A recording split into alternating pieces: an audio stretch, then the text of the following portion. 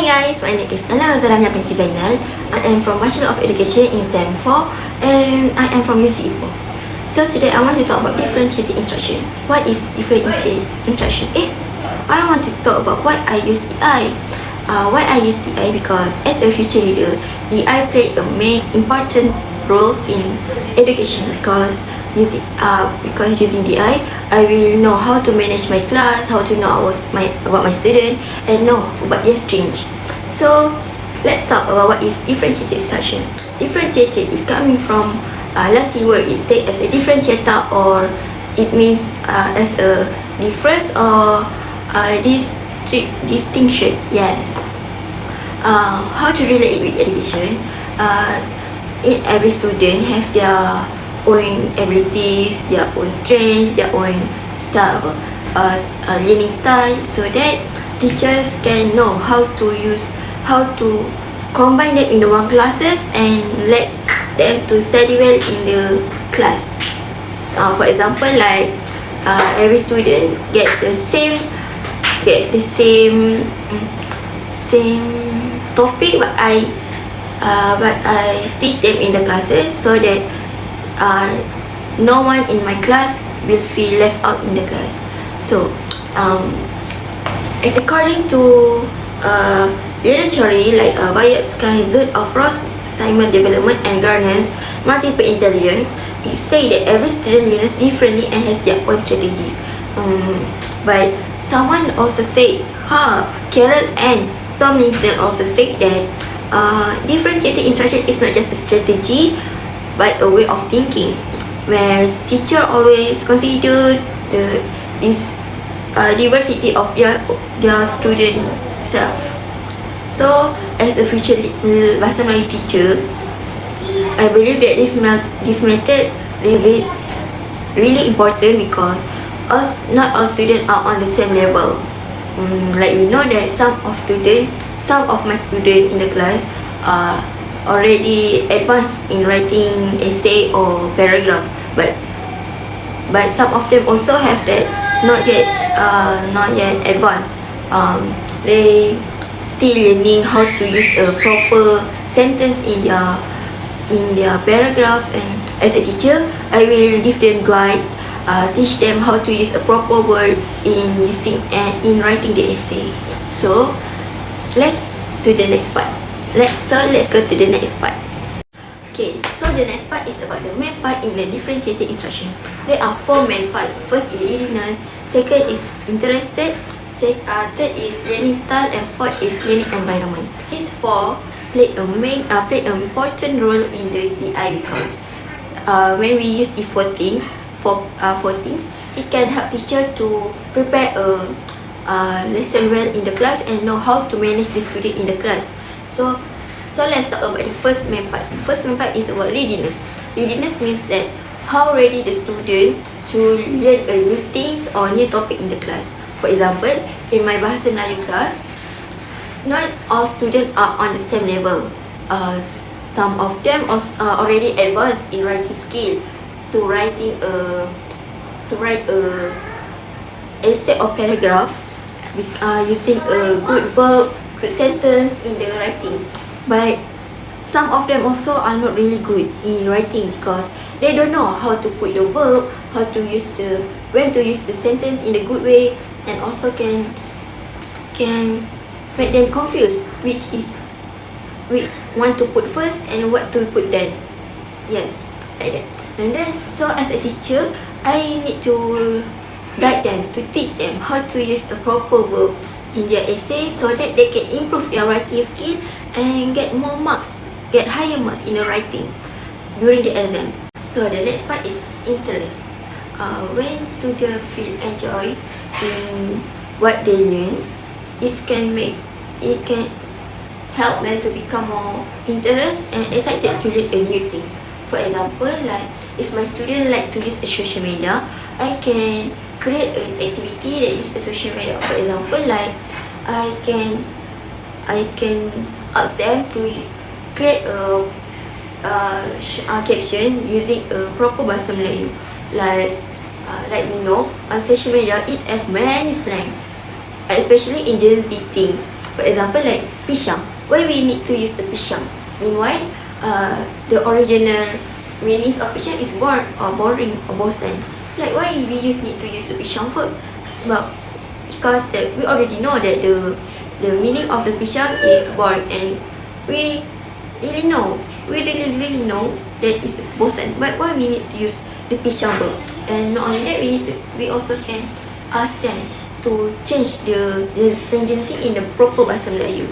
Yeah, like that. And then if my student like to use a dialogue or story, I can ask them to create a script and make a short story and ask them to berlakon in the class. For example, like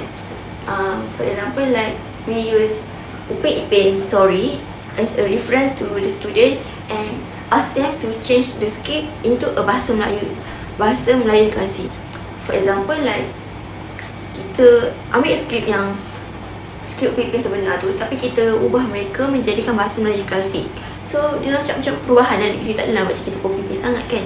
And then besides that, when we use this and when we doing this, it also can help the student to improve their bahasa Melayu.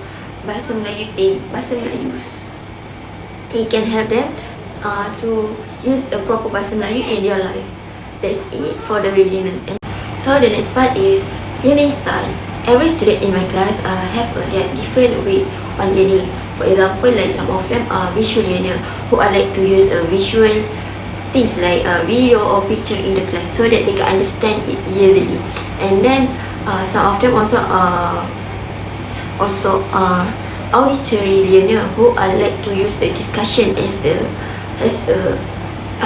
who like to use a discussion in the class, because it can make them to give their idea or to improve their communication skill in the class. And then last is kinesthetic visual who are like to use a hands-on activity. For example, like they like to give their task back to the teacher, so the teacher can they can check their hands-on, so and then give a comment about the task. So me as a teacher, I need to use a different method in the class so that every student in the class can understand what I teach in the class, and then they can easily understood about the class, and also it can help them to not feel boring in the class and make them excited more to attend to the class. So next we go to the last part, that is learning environment. Okay, learning environment is a positive classroom that every student will feel comfortable, respect, safe and confident to each other. As a teacher, I will make sure that my class will feel friendly and comfortable to each other in the class. It is because I don't want one of my students feel shy around them, because it will make the environment in classroom feel strange. So not only that, I will also will create a group activity so that my student can learn together with each other and also can improve their social and communication skill. Not only that, it also can help them to improve their confidence skill so that they can share their idea, can express their feelings to everyone in the class without feeling shy. And not only that, I will also give a praise to my student, because especially who get a good or bad result, because when my student get a bad result, they will feel more low confident, so that when I give a praise to them, they will feel more confident and excited to come to the class. Not only that, when students feel enjoy and excited to come to class, they will more excited to learn the new topic in the next class that akan datang. Like student in the nowadays say that bahasa Melayu is a boring subject because they also like essay, use bahasa Melayu klasik, and also other than that as a peribahasa like that. And So as a teacher Bahasa Melayu, I will make sure that my student will not feel boring, because I want to make sure that my student will feel excited and like to attend to my class. For classroom application, during in my class, I will make sure that I will try to use a differentiated instruction, because it can help me to improve my learning, teaching, and also it will also help me to improve myself to know better about my student. For example, like when teaching essay, I will make sure that the students who are already advanced in writing, I will ask them to continue to writing the other essay. For example, like if we know the topic about the karangan biasa, and then we will to continue it with the karangan rasmi or karangan tak rasmi or email, like that. And then for the students who are not advanced yet, who are still at the beginner, I will help them to write a short paragraph and using a proper verb and proper sentences, to make sure that they understand about how to use it, when and how to use it, like that. And then I also will always to use a picture, video, make a group discussion, and also use a short video, so that my student will easily understand about the topic, and also I can support the differentiated learning styles. For my personal reflection, I realized that every student in my class have their own unique and their own learns differently style in their own way. Some of them can learn fast, but meanwhile some of them need more time and support from the teacher. So as a future Bahasa Melayu teacher, I need to be more patient, creative and flexible to help all my students in the class, to make sure that they can learn happily and confidently in the classroom. Not only that, differentiated instruction also reminds me that the teaching is not only about giving a lesson to the student, but it also about to understand the student needs and helping them to grow to be a good person in the future. So I want to make sure that my classroom is a comfortable and inclusive place where every student will feel respect and value to each other. Not only that, by using different method, I can give